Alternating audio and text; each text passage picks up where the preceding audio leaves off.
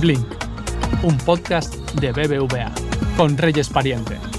La vulnerabilidad del sistema energético global es también elevada porque cerca del 80% de la energía mundial es de origen fósil. Si se dispone de tecnologías, si se percibe escasez en las energías tradicionales y hay apoyo de políticas en etapas tempranas que ayuden a llegar a economías de escala que hagan todo rentable, se producen los cambios. ¿Son las crisis energéticas una amenaza o también una oportunidad para cambiar de modelo? ¿Qué hace que en ciertos momentos el sistema energético dé un giro real?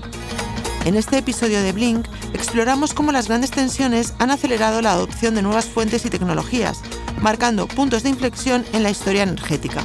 Julián Cubero, economista líder de Economía del Cambio Climático en BBVA Research, analiza qué factores impulsan estos cambios, por qué no siempre ocurren o avanzan lentamente y qué podemos esperar ante el contexto actual. Una reflexión clave para entender hacia dónde se dirige el futuro energético.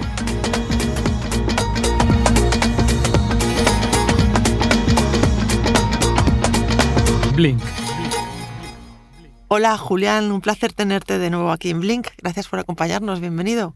Gracias a vosotros por la invitación. Para empezar y poner un poco en contexto con la escalada de tensión en Oriente Medio, ¿hasta qué punto está en riesgo nuestro sistema energético? El peligro es evidente y evoluciona al ritmo de las operaciones militares, siendo muy incierta su duración y el impacto que tengan finalmente en las infraestructuras energéticas de la región, que será una de las claves. La vulnerabilidad del sistema energético global es también elevada porque cerca del 80% de la energía mundial es de origen fósil, carbón, petróleo, gas. Y en lo que se refiere a la exposición directa al riesgo, Oriente Medio pues produce cerca de 1/3 del petróleo mundial y cerca del 20% del gas. Además de los riesgos de interrupción del comercio global o del efecto a través de cadenas de valor en bienes como los fertilizantes, por ejemplo, y por tanto en los alimentos. En resumen, es un riesgo que no es menor, pero que evoluciona al ritmo y la duración y la severidad de la guerra. Si una crisis de este tipo llegara a poner en riesgo el suministro energético, ¿qué impacto real podría tener en la economía? Dependería muchísimo de su duración y del grado de restricción de la oferta. Realmente, de un modo total, una interrupción de la oferta solo se ha producido en los años 70, en la crisis del 73, con un embargo de exportaciones a algunos países desarrollados fundamentalmente. En esencia, los precios del petróleo se cuadruplicaron y tuvo un impacto recesivo en la actividad, pero la situación actual, esto fue hace 50 años, no es nada comparable y seguramente sería menos severa que entonces en términos de deterioro económico, en la medida en que ahora, como decía antes, no haya destrucción física de infraestructura energética, de campos de producción o de infraestructura de distribución. Es diferente la situación tanto por la oferta como por la demanda. Oriente Medio hace 50 años era casi el 40% de la producción de petróleo y hoy es en torno a 1/3, el 31% exactamente. Y sobre todo la demanda. Las economías importadoras de petróleo han cambiado mucho, son mucho menos intensivas en el uso de petróleo. Solo en los últimos 30 años Estados Unidos o Europa ha reducido a la mitad el petróleo que necesita para producir una unidad adicional de PIB. Es mucho más eficiente y ese ratio se mantiene además si pensamos en el conjunto de energía fósil, gas natural y carbón. En resumen, Oriente Medio es clave, sí, pero no lo es tanto como antes. Y en todo caso, lo que sí que es cierto es que el petróleo y el gas no son solo inputs energéticos, también son clave para el transporte o para la industria o en cadenas de valor que te vienen afectando al resto de bienes y servicios.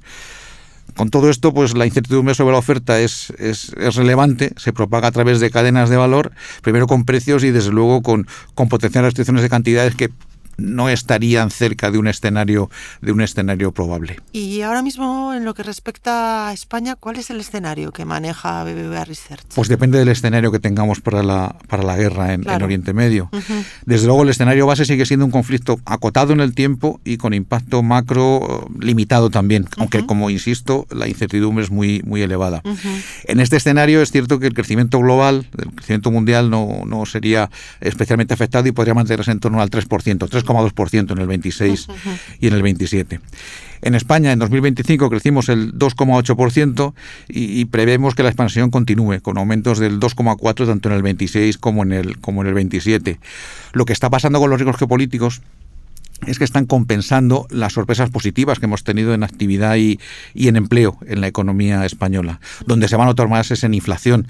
En inflación, por darte un dato, pues estamos previendo en este escenario base una inflación de casi el 3%, el 2,9% en 2026, que son 4 décimas más de lo que estimábamos en BBVA Research hace 3 meses, antes de que se desencadenase el conflicto. En todo caso, como te digo, Reyes, depende mucho de la duración, de la intensidad del conflicto, el escenario que tengamos finalmente. Una duda, Julián. Cuando los precios de la energía fósil se disparan, ¿corremos el riesgo también de frenar la transición ecológica? Pues debería ocurrir lo contrario, porque de modo simétrico al encarecimiento del petróleo se abarata la energía renovable. Y más en economías como la nuestra, el conjunto de Europa, evidentemente, o las economías asiáticas, que tienen que importar prácticamente todo el petróleo y el gas que necesitan. Y eso sin considerar que todos tenemos en mente una, entre comillas, prima de desabastecimiento que hace valorar más la resiliencia ante choques de este tipo. Estamos viendo actualmente reducciones de impuestos que se están aplicando, congelaciones de precios, ayudas a sectores vulnerables, que desde luego en la medida en la cual sean acotadas y tengan reglas de salida, no deberían ser relevantes, no deberían impactar negativamente en la transición hacia la descarbonización. Y teniendo todo esto en cuenta, ¿por qué seguimos dependiendo tanto del petróleo, después de tantas crisis además? Porque cuesta mucho construir sistemas energéticos, en esencia. La inercia en los cambios.